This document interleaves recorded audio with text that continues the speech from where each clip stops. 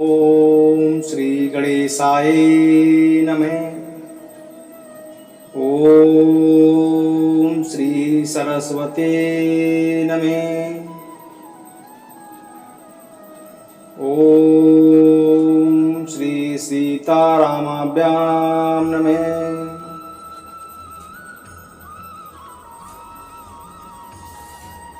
मानव जीवन का उद्देश्य भगवान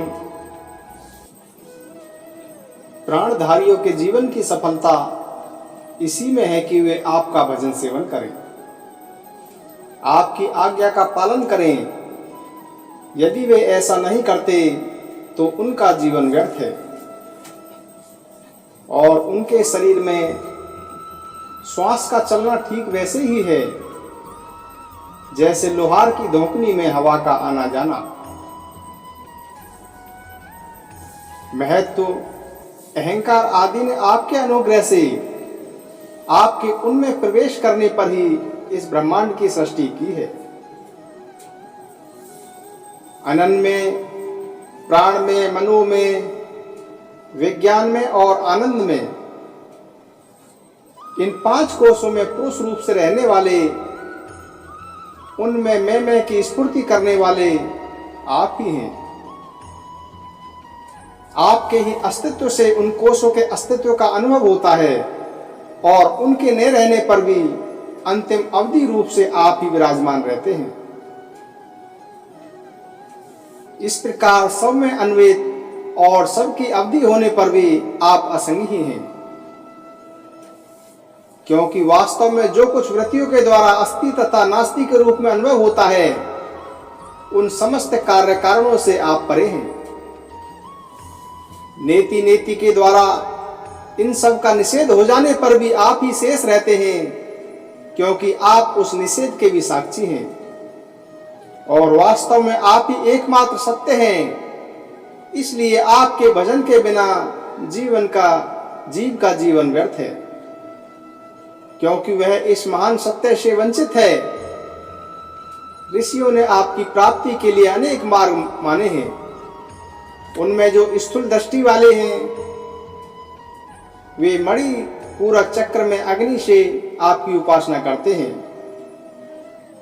हे प्रभु, हृदय से ही आपको प्राप्त करने का श्रेष्ठ मार्ग सुषुम्ना नाड़ी ब्रह्मरंध्र तक गई हुई है। जो पुरुष उस ज्योतिर्मय मार्ग को प्राप्त कर लेता है और उससे ऊपर की ओर बढ़ता है, वह फिर जन्म मृत्यु के चक्कर में नहीं पड़ता। हे भगवान, आपने ही देवता, मनुष्य और पशु पक्षी आदि योनियां बनाई हैं। सदा सर्वत्र सब रूपों में आप ही हैं। इसीलिए कारण रूप से प्रवेश न करने पर भी आप ऐसे जान पड़ते हैं मानो उसमें प्रविष्ट हुए हों। साथ ही विभिन्न आकृतियों का अनुकरण करके कहीं उत्तम तो कहीं अधम रूप से प्रतीत होते हैं। जैसे आग छोटी बड़ी लकड़ियों और कर्मों के अनुसार प्रचुर अथवा अल्प परिणाम में उत्तम अधम रूप में प्रतीत होती है। इसीलिए संत पुरुष लौकिक पारलौकिक कर्मों की दुकानदारी से, उनके फलों से विरक्त हो जाते हैं और अपनी निर्मल बुद्धि से सत्य असत्य, आत्मा अनात्मा को पहचान कर जगत के झूठे रूपों में नहीं फंसते। आपके सर्वत्र एक रस समभाव से स्थित सत्य स्वरूप का साक्षात्कार करते हैं। हे प्रभु, जीव जिन शरीरों में रहता है वे उसके कर्म के द्वारा निर्मित होते हैं और वास्तव में उन शरीरों के कार्य कारण रूप में आवरणों से वह रहित हैं, क्योंकि वस्तुतः उन आवरणों की सत्ता ही नहीं है। तत्वज्ञानी पुरुष ऐसा कहते हैं कि समस्त शक्तियों को धारण करने वाले आपका ही वह स्वरूप है। स्वरूप होने के कारण अंश न होने पर भी उसे अंश कहते हैं और निर्मित न होने पर भी निर्मित कहते हैं। इसी से बुद्धिमान पुरुष जीव के वास्तविक स्वरूप पर विचार करके परम विश्वास के साथ आपके चरण कमलों की उपासना करते हैं, क्योंकि आपके चरण ही समस्त वैदिक कर्मों के समर्पण स्थान और मोक्ष स्वरूप हैं। भगवान, परमात्म तत्व का ज्ञान प्राप्त करना अत्यंत कठिन है। उसी का ज्ञान कराने के लिए आप विविध प्रकार के अवतार ग्रहण करते हैं और उनके द्वारा ऐसी लीला करते हैं जो अमृत के महासागर से भी मधुर और मादक होती है। जो लोग उसका सेवन करते हैं उनकी सारी थकावट दूर हो जाती है, वे परमानंद में मग्न हो जाते हैं। कुछ प्रेमी भक्त तो ऐसे होते हैं जो आपकी लीला कथाओं को छोड़कर मोक्ष की भी अभिलाषा नहीं करते। स्वर्ग आदि की तो बात ही क्या है, वे आपके चरण कमलों के प्रेमी परमहंसों के सत्संग में जहां आपकी कथा होती है इतना सुख मानते हैं कि उसके लिए इस जीवन में प्राप्त अपनी घर गृहस्थी का भी परित्याग कर देते हैं। हे प्रभु, यह शरीर आपकी सेवा का साधन होकर जब आपके पथ का अनुरागी हो जाता है तब आत्मा हितैषी, सुहृद और प्रिय व्यक्ति के समान आचरण करता है। आप जीवन के सच्चे हितैषी, प्रियतम और आत्मा ही हैं और सदा सर्वदा जीवन को अपनाने के लिए तैयार भी रहते हैं। इतनी सुगमता होने पर तथा अनुकूल मानव शरीर को पाकर भी लोग सख्य भाव आदि के द्वारा आपकी उपासना नहीं करते, आप में नहीं रमते, बल्कि इस विनाशी और असत शरीर तथा उसके संबंधियों में ही रम जाते हैं। उन्हीं की उपासना करने लगते हैं और इस प्रकार अपने आत्मा का हनन करते हैं, उसे अधोगति में पहुंचाते हैं। भला यह कितने कष्ट की बात है। इसका फल यह होता है कि उनकी सारी वृत्तियां, सारी वासनाएं शरीर आदि में ही लग जाती हैं और फिर उनके अनुसार उनको पशु पक्षी आदि के न जाने कितने बुरे बुरे शरीर ग्रहण करने पड़ते हैं और इस प्रकार अत्यंत भयावह जन्म मृत्यु रूप संसार में भटकना पड़ता है। हे प्रभु, बड़े बड़े विचारशील योगी यदि अपने प्राण, मन और इंद्रियों को वश में करके दृढ़ योगाभ्यास के द्वारा हृदय में आपकी उपासना करते हैं, परंतु आश्चर्य की बात तो यह है कि उन्हें जिस पद की प्राप्ति होती है उसी की प्राप्ति उन शत्रुओं को भी हो जाती है जो आपसे वैर भाव रखते हैं, क्योंकि स्मरण तो वे भी करते ही हैं। कहाँ तक कहें भगवान, वे स्त्रियां जो अज्ञानवश आपको परिच्छिन्न मानती हैं और आपकी शेषनाग के समान मोटी लंबी और सुकुमार भुजाओं के प्रति काम भाव से आसक्त रहती हैं, जिस परम पद को प्राप्त करती हैं वही पद हम श्रुतियों को भी प्राप्त होता है। यद्यपि हम आपको सदा सर्वदा एक रस अनुभव करती हैं और आपके चरण अरविंद का मकरमंद का पान करती रहती हैं, क्यों न हो आप समदर्शी जो हैं। आपकी दृष्टि में उपासक के परिचिन्न या अपरिचिन्न भाव में कोई अंतर नहीं है। भगवान, आप अनादि और अनंत हैं, जिसका जन्म और मृत्यु काल से सीमित है, वह भला आपको कैसे जान सकता है। स्वयं ब्रह्मा जी, निवृत्ति प्रायण सनकादि तथा प्रवृत्ति प्राण मरीचि आदि भी बहुत पीछे आपसे ही उत्पन्न हुए हैं। जिस समय आप सबको समेट कर सो जाते हैं उस समय ऐसा कोई साधन नहीं रह जाता जिससे उनके साथ ही सोअहय जीव आपको जान सके, क्योंकि उस समय न तो आकाश आदि स्थूल जगत रहता है और न तो महत्व आदि सूक्ष्म जगत रहता है। इन दोनों से बने हुए शरीर और उनके निर्मित क्षण मुहूर्त आदि काल के अंग भी नहीं रहते। उस समय कुछ भी नहीं रहता, यहाँ तक कि शास्त्र भी आप में ही समा जाते हैं। ऐसी अवस्था में आपको जानने की चेष्टा न करके आपका भजन करना ही सर्वोत्तम मार्ग है। हे प्रभु, कुछ लोग मानते हैं कि असत जगत की उत्पत्ति होती है और कुछ लोग कहते हैं कि सतरूप दुखों का नाश होने पर मुक्ति मिलती है। कुछ दूसरे लोग आत्मा को अनेक मानते हैं, तो कई लोग कर्म के द्वारा प्राप्त होने वाले लोक और परलोक रूप व्यवहार को सत्य मानते हैं। इसमें संदेह नहीं कि ये सभी बातें ब्रह्ममूलक हैं और वे आरोप करके ही ऐसा उपदेश करते हैं। पुरुष त्रिगुण रूप है, इस प्रकार का भेदभाव केवल अज्ञान से ही होता है और आप अज्ञान से सर्वथा परे हैं, इसलिए ज्ञान स्वरूप आप में किसी प्रकार का भेदभाव नहीं है। यह त्रिगुणात्मक जगत मन की कल्पना मात्र है, केवल यही नहीं, परमात्मा और जगत से प्रतीत होने वाला पुरुष भी कल्पना मात्र ही है। इस प्रकार वास्तव में असत होने पर भी अपने सत्य अधिष्ठान आपकी सत्ता के कारण यह सत्य सा प्रतीत हो रहा है। इसीलिए भोक्ता, भोग्य और दोनों के संबंध को सिद्ध करने वाली इंद्रिया आदि जितना भी जगत है, सबको आत्मज्ञानी पुरुष आत्म रूप से सत्य ही मानते हैं। सोने से बने हुए कड़े, कुंडल आदि स्वर्ण रूप ही तो हैं, इसलिए उनको इस रूप में जानने वाला पुरुष उन्हें छोड़ता नहीं। वह समझता है कि यह भी सोना है। इसी प्रकार यह जगत आत्मा में ही कल्पित, आत्मा से ही व्याप्त है, इसीलिए आत्मज्ञानी पुरुष इसे आत्मरूप ही मानते हैं। भगवान, जो लोग यह समझते हैं कि आप समस्त प्राणियों और पदार्थों के अधिष्ठान हैं, सबके आधार हैं और सर्वात्म भाव से आपका भजन सेवन करते हैं, वे मृत्यु को तुच्छ समझकर उसके सिर पर लात मारते हैं, अर्थात उस पर विजय प्राप्त कर लेते हैं। जो लोग आपसे विमुख हैं, वे चाहे जितने बड़े विद्वान हों, उन्हें आप कर्मों का प्रतिपादन करने वाली श्रुतियों से पशु के समान बांध लेते हैं। इसके विपरीत जिन्होंने आपके साथ प्रेम का संबंध जोड़ रखा है, वे न केवल अपने को बल्कि दूसरों को भी पवित्र कर देते हैं, जगत के बंधन से छुड़ा देते हैं। ऐसा सौभाग्य भला आपसे विमुख लोगों को कैसे प्राप्त हो सकता है?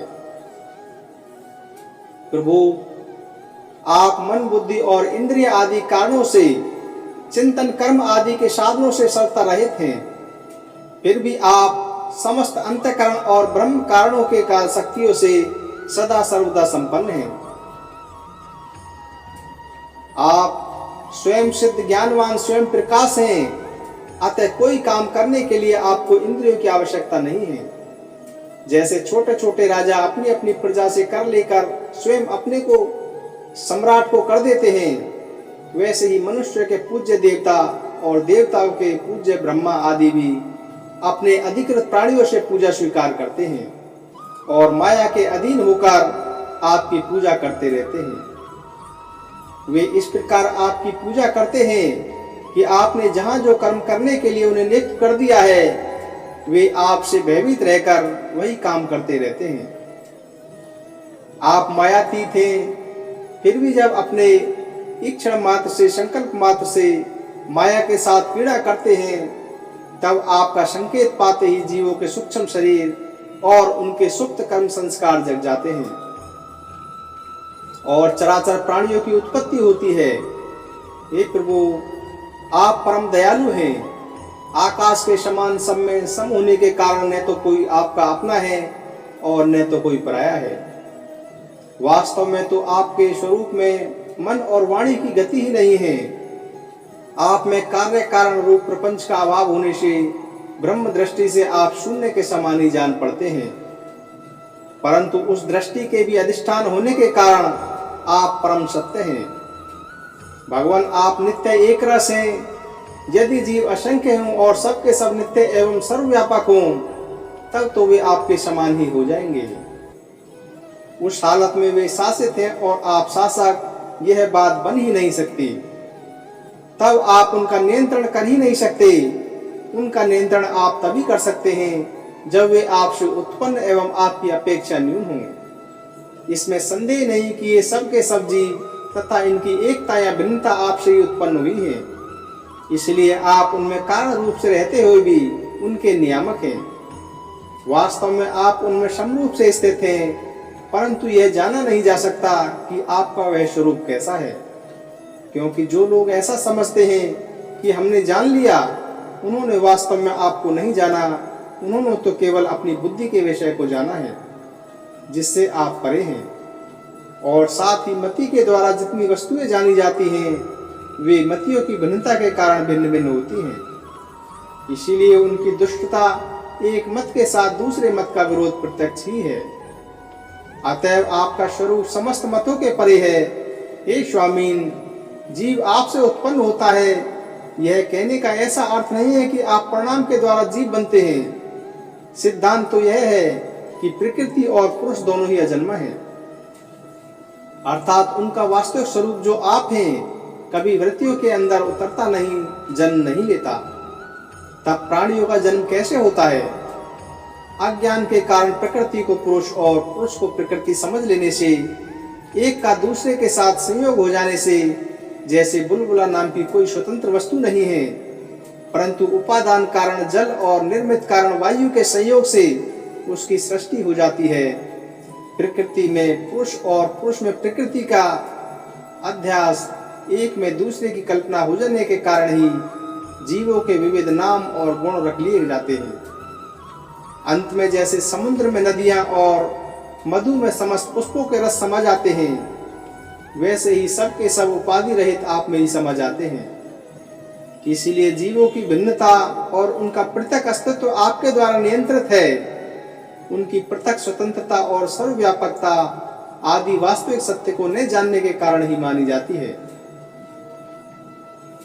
भगवान, सभी जीव आपकी माया से भ्रम में भटक रहे हैं, अपने को आपसे पृथक मानकर जन्म मृत्यु का चक्कर काट रहते हैं, परंतु बुद्धिमान पुरुष इस भ्रम को समझ लेते हैं और संपूर्ण भक्ति भाव से आपकी शरण ग्रहण करते हैं, क्योंकि आप जन्म मृत्यु के चक्कर से छुड़ाने वाले हैं। यद्यपि शीत, ग्रीष्म और वर्षा, इन 3 भागों वाला काल चक्र आपका ध्रुविला मास मात्र है, वह सभी को भयभीत करता है, परंतु वह उन्हीं को बार बार भयभीत करता है जो आपकी शरण नहीं लेते। जो आपके शरणागत भक्त हैं, उन्हें भला जन्म मृत्यु का संसार का भय कैसे हो सकता है?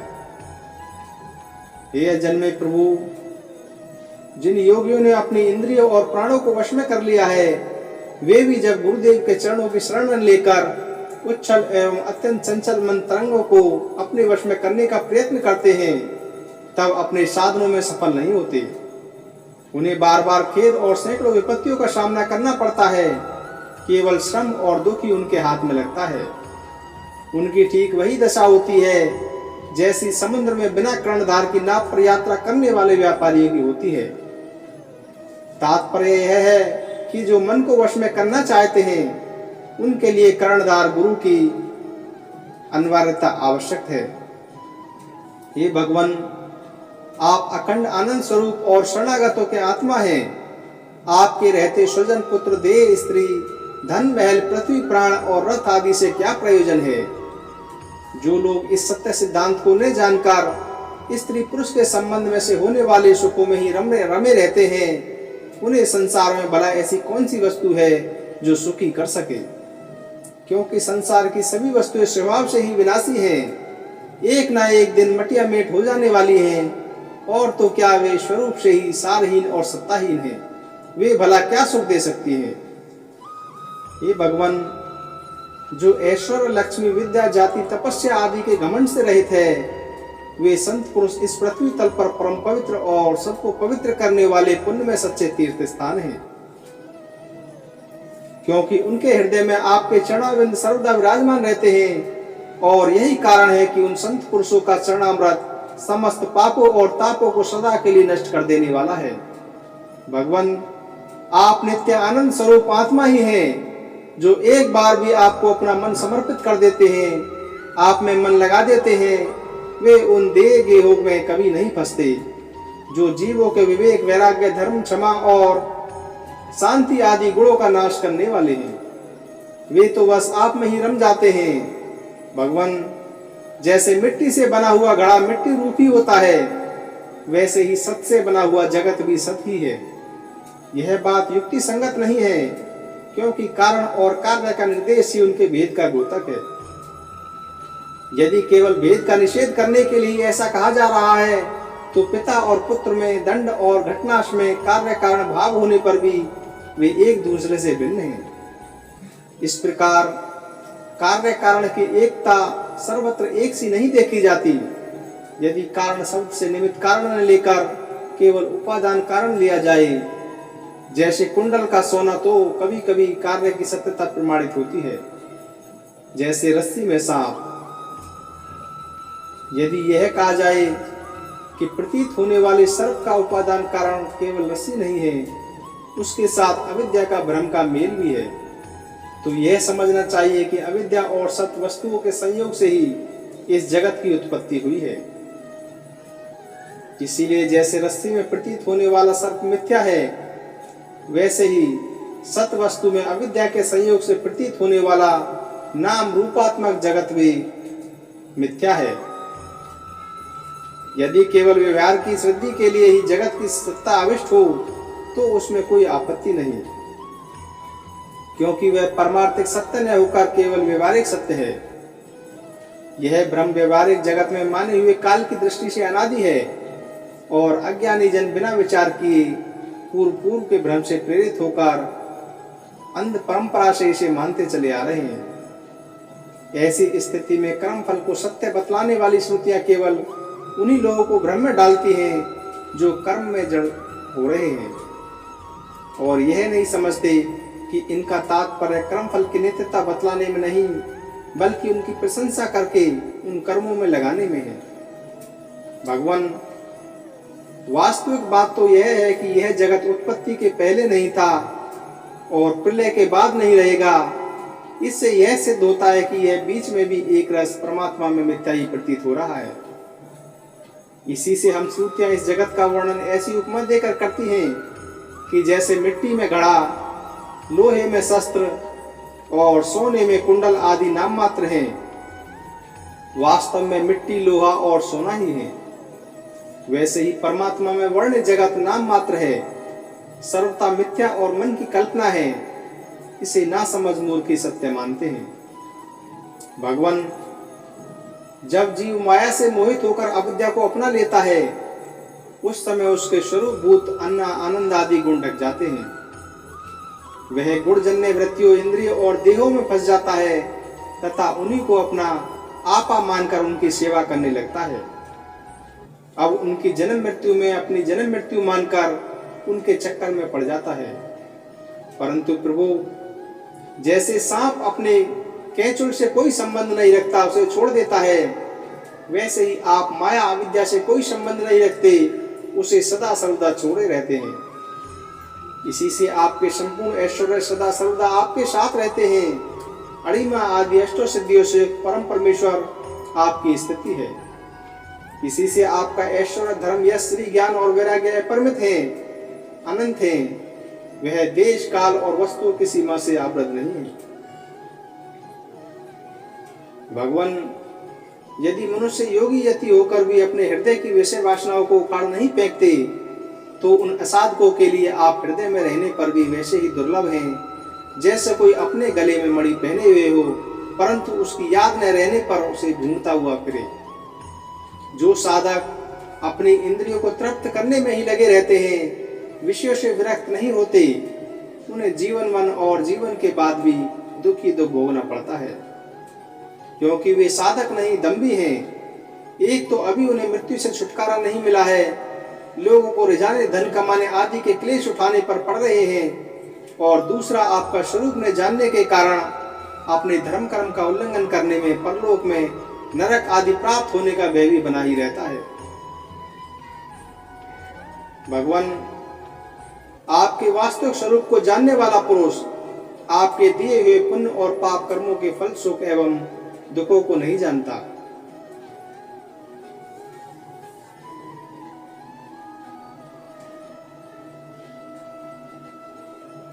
भगवान नारायण ने कहा कि देव ऋषि, इस प्रकार सनकादि ऋषियों ने आत्मा और ब्रह्म की एकता बतलाने वाले उपदेश सुनकर आत्मस्वरूप को जाना और नित्य सिद्ध होने पर भी इस उपदेश से कृतकृत्य होकर उन लोगों ने सनक नंदन की पूजा की।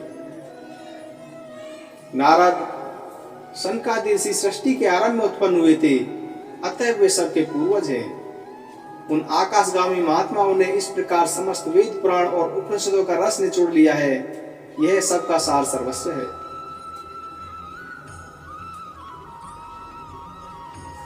जय श्री कृष्ण, जय श्री कृष्ण। भागवत भगवान की है आरती, पापियों को पाप से है तारती।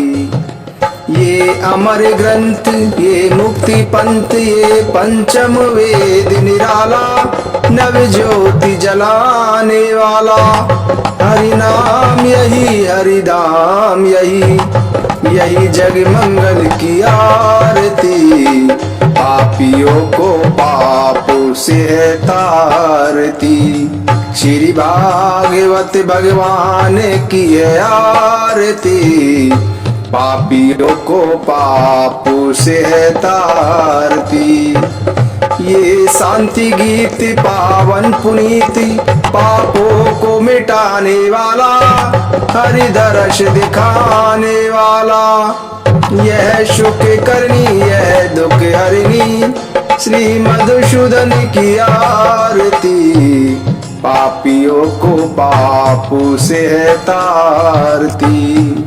श्री भागवत भगवान की है आरती, पापियों को पापों से है तारती। ये मधुर बोल जग फंदे खोल, सन्मार्ग दिखाने वाला, बिगड़ी को बनाने वाला।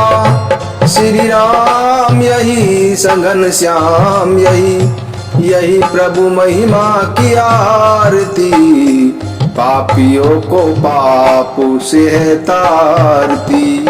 श्री भागवत भगवान की है आरती, पापियों को पापों से है तारती।